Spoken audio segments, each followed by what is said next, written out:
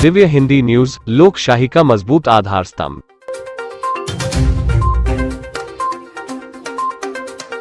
Bogus soybean बीज प्रकरण को लेकर शुक्रवार को अकोला में किसानों का आक्रोश फूट पड़ा। पूर्व विधायक अमोल मिटकरी की उपस्थिति में किसान जिला कृषि अधिकारी कार्यालय पहुंचे और दोषी बीज कंपनियों पर कार्रवाई तथा प्रभावित किसानों को न्याय दिलाने की मांग को लेकर जोरदार प्रदर्शन किया। प्रदर्शन के दौरान किसानों ने जिला कृषि अधिकारी कार्यालय का घेराव किया और कृषि विभाग के खिलाफ जमकर नारेबाजी की। किसानों का आरोप है कि खराब गुणवत्ता वाले सोयाबीन बीजों के कारण उनकी फसल की उगवन नहीं हुई, जिससे उन्हें भारी आर्थिक नुकसान हुआ है और अब दोबारा बुवाई का संकट खड़ा हो गया है। आंदोलन के दौरान किसानों ने जिला कृषि अधीक्षक की कार्यप्रणाली पर भी गंभीर सवाल उठाए। उनका आरोप है कि बार बार शिकायतें मिलने और बीजों के नमूने फेल होने के बावजूद समय पर प्रभावी कार्रवाई नहीं की गई, जिससे हजारों किसानों को नुकसान उठाना पड़ा। किसानों ने विभाग पर लापरवाही बरतने तथा दोषी कंपनियों के खिलाफ कठोर कार्रवाई में देरी करने का आरोप लगाया। अकोला येथे जिल्हा कृषी अधिकारी श्री मुरलीधर इंगळे यांची आम्ही भेट घेतली। अकोला जिल्ह्यात सोयाबीन उत्पादक शेतकऱ्यांवर जे दुहेरी पेरणीचं संकट आले त्याबद्दल जाब विचारायला आम्ही त्यांना आलो।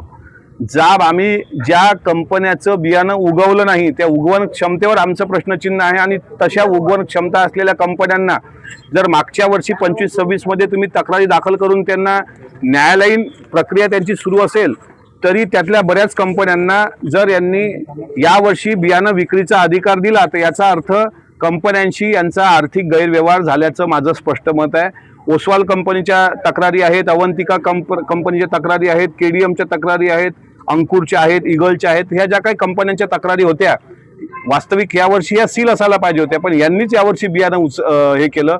काल माननीय कृषी मंत्री दत्तामामा भरणे यांनी विधानसभेमध्ये निवेदन करत असताना साधारणपणे अधिनियमाच्या अंतर्गत जर काही अशा कंपन्या असतील त्यांनी अधिनियम पण सांगितले, त्यांच्यावर ब्लॅकलिस्टेड करून कारवाई करण्याचे आदेश दिल्यानंतर सुद्धा इथले ना आयुक्त, संचालक आणि जिल्हा कृषी अधिकारी हे कोणीही तिथं सहकार्य करत नाही।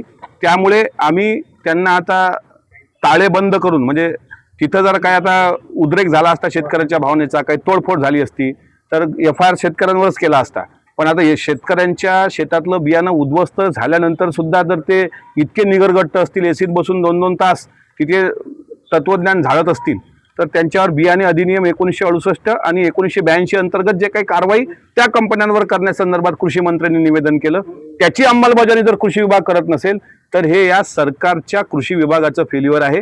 मी कृषी मंत्र्यांशी 4दा संपर्क केला पण त्यांनी पण मला कुठलाही रिस्पॉन्स आणि प्रतिसाद दिला नाही। याचा मला खेद वाटतो की शेतकऱ्याची पोरं म्हणून तरी फोन उचला, तुम्ही आम्हाला पक्ष म्हणून फोन उचलू नका, आम्ही आमदार आहोत की माजी आमदार आहोत ते म्हणून फोन उचलू नका, पण शेतकऱ्याच्या प्रश्नासंदर्भात जर तुम्ही फोन उचलत नसाल तर ही बाब गंभीर आहे, तितकीच वेदनादायी आहे, तितकीच दुर्दैवी आहे। म्हणून आम्ही या कार्यालयाला आज टाळं ठोकलंय। आता जे काही होईल ते मी भोगायला तयार आहे आणि मी एकटा याच्याकरता मी कोणाही मायबाप शेतकऱ्याला याच्यात त्रास होणार नाही याची काळजी घेणार, पण यांची मुजोरी आणि माजोरडेपणा या कंपन्यावाल्यांचा, बियाणे कंपन्यावाल्यांचा हा उतरवल्याशिवाय राहणार नाही। आता बाजूलाच महामंडळाचं महाबीजचं एवढं मोठं ऑफिस आहे, तिथलं बियाणं आपण म्हणतो उत्कृष्ट दर्जाचं आहे, ती लागवड केली तर सोयाबीनचं उत्पन्न चांगलं होते, पण ते इतका तुटवडा कमी करतात की नाईलाजानं या बदमाश लोकांकडे शेतकऱ्याला जावं लागतं। फुले संगम सारख्या व्हेरायट्या राऊरी विद्यापीठातून जर आणून इथं पेरल्या जात असतील तर मग आपलं कृषी विद्यापीठ काय करते? पंजाबराव देशमुख कृषी विद्यापीठ आपलं कृषी अधिकारी कार्यालय काय करतं?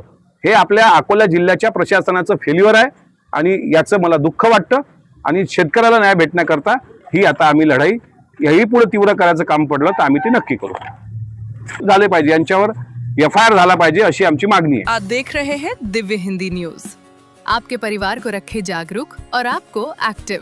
इस चैनल को अभी सब्सक्राइब करें और बेल आइकन पर क्लिक करें। धन्यवाद।